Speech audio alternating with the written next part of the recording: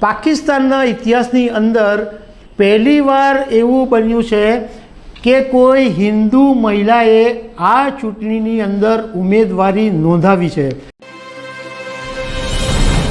નમસ્કાર દર્શક મિત્રો, પાકિસ્તાનમાં 8 ફેબ્રુઆરીએ નેશનલ એસેમ્બલી ઇલેક્શન છે અને પાકિસ્તાનના ઇતિહાસની અંદર પહેલીવાર એવું બન્યું છે કે કોઈ હિન્દુ મહિલાએ આ ચૂંટણીની અંદર ઉમેદવારી નોંધાવી છે।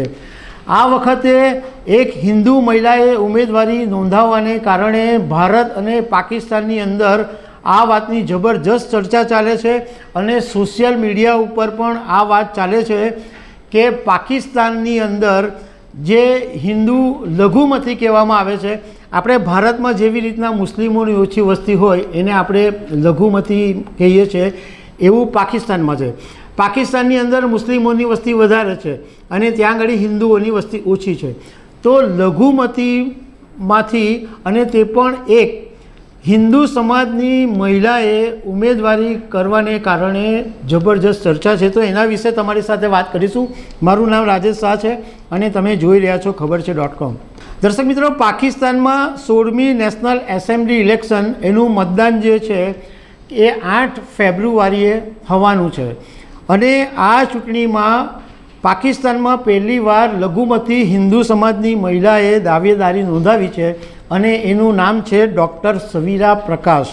ડૉક્ટર સવીરા પોતે તબીબ છે અને એમણે પાકિસ્તાનમાં બુનેર જિલ્લો છે, ત્યાં બુનેર જિલ્લામાંથી ઉમેદવાર તરીકે એમનું પોતાનું ફોર્મ ભર્યું છે। હવે આ જે ડૉક્ટર સવીરા પ્રકાશ છે એમની હિસ્ટ્રી એવી છે કે એમના જે પિતાજી છે ઓમ પ્રકાશ, તેઓ છેલ્લા 35 વર્ષથી પાકિસ્તાનની સૌથી બીજા નંબરની મોટી પાર્ટી પાકિસ્તાન પીપલ્સ પાર્ટી સાથે જોડાયેલા છે અને તેઓ પણ પોતે ડૉક્ટર છે અને નિવૃત્ત છે, પણ પાકિસ્તાનના રાજકારણની અંદર આ ડૉક્ટર સવીરા પ્રકાશના પિતા ઘણા સમયથી એક્ટિવ છે।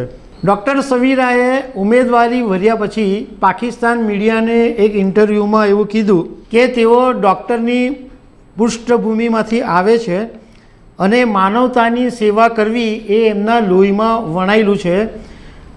બીજું કે પાકિસ્તાનની જે હોસ્પિટલો છે એમાં મેનેજમેન્ટ એકદમ ખરાબ છે અને પાકિસ્તાનના ડૉક્ટરોની હાલત પણ બદતર છે। આ બધી બાબતો જોઈને ચૂંટણી લડવા માટે મને મોટિવેટ કરી છે એવું ડૉક્ટર સવીરા પ્રકાશે કીધું છે। હવે આ જે ડૉક્ટર સવીરા પ્રકાશ છે એ આ પાકિસ્તાન પીપલ્સ પાર્ટી એટલે પીપીપી મહિલા વિંગના મહાસચિવ પણ છે અને તાજેતરની અંદર પાકિસ્તાનમાં જે ચૂંટણી પંચ છે એમણે એવી જાહેરાત કરી હતી કે સામાન્ય જે બેઠકો હોય એમાં 5% મહિલા ઉમેદવારો રાખવા ફરજિયાત છે।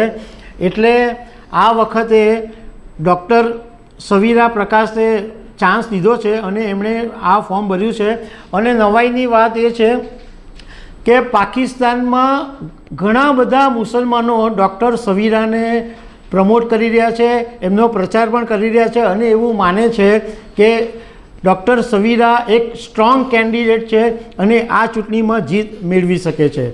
તો દર્શક મિત્રો, આવી અનેક વાતો સાથે અમે તમને મળતા રહીશું। Thank you very much.